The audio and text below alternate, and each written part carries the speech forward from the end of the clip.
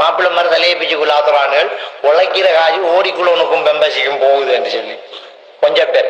இன்னும் கொஞ்சம் பேர் சொல்றானுங்கள், அசரத் தயவு செஞ்சு இந்த பயான்ல இந்த பேசியலை பத்தி தயவு செஞ்சு கொஞ்சம் சொல்லுங்க, எனக்கு டப்பா டப்பாவா வேண்டி கொடுத்தே இந்த சொத்தெல்லாம் முடிஞ்சு எடுக்கிற சம்பளம் கறி வேண்டதை விட வெள்ளையாகிற மருந்து வேண்டதுதான் கூட போகும். ஒருத்தன் கேட்டான் பொண்டாட்டிட்டு, வெள்ளையாகிற மருந்து ஒரு டப்பா 500 ரூபா ஒரு கிழமைக்கும் பாவிக்காது வேண்டிட்டாங்க என்று கேட்ட உடனே புரியன் கேட்டான், வெள்ளையாவி யார கல்யாணம் பண்ண போறாயன்னு. நான் தான் ஒன்ன பண்ணிட்டேன், என்ன மெனத்துக்கணும், மாப்பிள்ளை ஒன்று இருக்க போறையா நீ பொத்திக்கிரிக்கணும். இதுல உள்ள பாரதூரம் நமக்கு தெரியல. எல்லாருக்கும் ஃபேர் லவ்லியும் அந்த வெள்ளையாகிற மருந்தும் ஃபேஷியலும் கூடுதலா வசதி இல்ல இருக்கின்றது இல்லை. நிறைய பேர் மௌலவியாக்களும் தான் மதுரசாக்களையும் ராக்க வழியா இருக்குது ஃபேஷியல். இது எனத்தால செய்யறேன்னு நமக்கு விளங்குது இல்லை. எவ்வளவு அசிங்கமான சாமான் அது கலக்கப்படுதுங்கிறது நம்ம தெரியல. நம்மளோட ஹாஸ்பிட்டல்ல பிள்ளை பிறகுது, பிள்ளை பிறக்கும் போது மாக்கொடி விடும், ஈரல் மாதிரி ஒன்றுதான் மாக்கொடி. இந்த மாக்கொடி எல்லாம் ஏற்றுமதி செய்யப்படுது, அது திரும்ப ஃபேஷியலா தான் வெளியில வருது, சாஃப்ட். உனக்கு தெரியாது, பிள்ளை பிறக்கும் போது பிள்ளையோட இருந்து உழுவுதே மாக்கொடி, அதெல்லாம் ஹாஸ்பிட்டல்ல எடுக்கிறான். இப்ப எல்லா ஹாஸ்பிட்டல்லையும் சில கம்பெனி அதை வாங்குது, ஏற்றுமதி செய்யறான். வெளிநாட்டுல ஒரு ஹாஸ்பிட்டல் கழிவு இல்லை, எல்லாம் எடுக்கிறான். அந்த மாக்கொடி அவ்வளவு சாஃப்ட், அதுல இந்த கிரீம் செய்யப்படுது. அது சில வீடியோ கிளிக் வேணும்னு நான் போட்டு காட்டும் எந்த அளவுக்கு அது செய்யறாங்க அப்படின்ட்டு.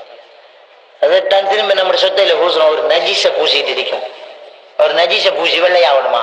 அடுத்தது இதால ஏற்படக்கூடிய சைட் எஃபெக்ட், இயற்கையா இறைவன் வச்ச இந்த கலரை மாத்துறது எவ்வளவு பெரிய ஆபத்துங்கிறது நமக்கு விளங்க மாட்டேங்க.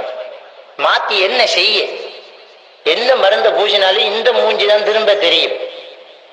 1.5 மணி நேரமா நீ கண்ணாடிக்கு முன்னால மருந்து பூசினாலும் நீதான் பாத்திமா தான் இருக்குமே தவிர ஐஸ்வர்யா வர மாட்டா. நமக்கு தெரியும் நிறைய பிள்ளைகள் நடந்துட்டு இருக்குது. நிறைய பேர் அப்படி சில ஹாஸ்டல்கள்ல நம்ம பார்க்கிறோம், சில ஸ்கூல் மதரசாக்கள் ஹாஸ்பிட்டல், எல்லார ராக்கைக்குள்ளேயும் ஃபேஷியல், எல்லார ராக்கைக்குள்ளேயும் தயார் லவ்லி. எதுக்கு இது அழகு, இயற்கை அழகு. முகத்துல சோப்பு போடாம விட்டா ஒழுங்கான அழகு இருக்கும், அதுவும் ஒரு கெமிக்கல். இந்த முகத்துல மட்டும் ஒன்றும் பாவிக்காம அழகா இளம் சுடுதண்ணி அழகழுவுங்க, அழகான முகம் இருக்கு. ஒன்னும் பாவிக்காம இருக்கு, அழகான முகம் இருக்கு. அதை விட்டுட்டு இதுகளை போறது, பொதுவா சோப்பு போடுறது கூட என்ன செய்யும், இதுவும் ஒரு இந்த ஸ்கின்னுக்கு பிரச்சனை தான். எங்கேயோ வந்து எங்கேயோ போகுது. அப்ப இந்த உழைக்கிற காசு பெம்பஸுக்கு போகுது. பெம்பஸ்க்கு பிள்ளை பிறந்தா பிள்ளைக்கு பெம்பஸை கட்டினா முடிய கலட்டி திரும்ப பெம்பஸ் தான் கலட்டுற மாத்திர பெம்பஸ். இப்ப புதுசா ஒரு பெம்பஸ் வருது. அந்த பெம்பஸ் ஒரு பாக்ஸ் வேண்டினால் ஒரு ரிசர்வர் ஒன்று தருவான். நம்மளோட போன்ட சார்ஜ் அந்த நம்மளோட அந்த டிவி ரிமோட் மாதிரி ஒன்று கரண்ட்ல மாட்டி அப்படியே வைக்கிறாரு, லைட் பத்திக்கிட்டு இருக்கும். ஒரு 40 பெம்பஸ் வேண்டாம். அந்த பெம்பஸ பிள்ளைய கட்டினா பிள்ளைய பெம்பஸ போட்டுட்டு எவ்வளவு பிள்ளையோட பெம்பஸுக்கு சூ பெய்ட் என்றால் இது அலாம் பண்ணும், make make make make. Right, பிள்ளைய பிடிங்க ஓடி, பிள்ளைக்கு சூ பெய்ட். பிள்ளைய ஒரு தரம் தான் ரிசர்வ் வேண்டும், மறுபடியும் அந்த கம்பெனியில பெம்பஸ் வேண்டும். அந்த கம்பெனியில பெம்பஸ் போட்ட உடனே அந்த கம்பெனியில பெம்பஸ போட்டு ரோட்டால ஒரு உள்ள போனாலும் இஞ்ச சீக்கின கட், வீட்டுக்கு முன்னால ஒரு உள்ள போனாலும் அண்ணா பிள்ளைக்கு சூப்பை தண்டு கத்து. அந்த பெம்பஸ்ல ஈரம் பட்டு வெயிட் கூடினா இங்க அலாம் பண்ணும். எந்த அளவுக்கு மனுஷன் பெம்பஸோட வாழ்றானுங்கிறத கம்பெனிக்காரன் கண்டுபிடிச்சு கட்டுறான், விளங்கிட்டான். இப்ப எந்நேரம் பெம்பஸ் போறதால இந்த பிள்ளையோட மனநிலை மாறுது. எப்படி மாறுதுன்னா, அந்த பிள்ளை என்ன நினைக்குதுன்றால் சூப் போறதுக்கோ கக்கா குந்துறதுக்கோ நேரம் இடம் ஒரு பிரச்சனை இல்லை, என்ன போகலாங்க. இப்ப இந்த பிள்ளைய கொஞ்சம் பெருக்க கொள்ள நீங்க பெம்பஸ கலட்டி விட்டுருவீங்க, அவனுக்கு முடுக்க கொள்ள போயிட்டு இருக்கான். அவனுக்கு பெட்டும் தெரியாது, உம்மட கடி மடியும் தெரியாது, கையும் தெரியாது, ஒன்றும் தெரியாது. வந்து அடிய விட்டுட்டே இருப்பான் அவன். நம்ம சின்ன வயசுல இருந்து இந்த பெம்பஸ் எதுக்கு கண்டுபிடிச்சா, இப்படி ஒரு பயானுக்கு வாரையும், இப்படி ஒரு பயானுக்கு வரக்கூட ஒரு பள்ளி வாசல் தவறுதல்ல நடந்துடக்கூடாது. இதுக்குள்ள இருந்துக்கிட்டு நாம டொய்லெட் தோடி ஓடணும்னா இப்படி ஒரு பயான், ஒரு ஃபங்க்ஷன், ஒரு வலிமா, ஒரு பஸ் பயணம், அதுக்கு கட்டுறதுக்கு வந்ததை எந்நேரமும் கட்டுறதுக்கு எடுக்கக்கூடாது.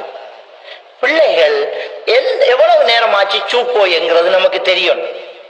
நீங்க உட்கார்ந்து நிலத்துல உட்கார்ந்து இந்த 2 காலையும் குத்தி இப்படி விரியுங்க, ஒரு கொமட்டு தான்.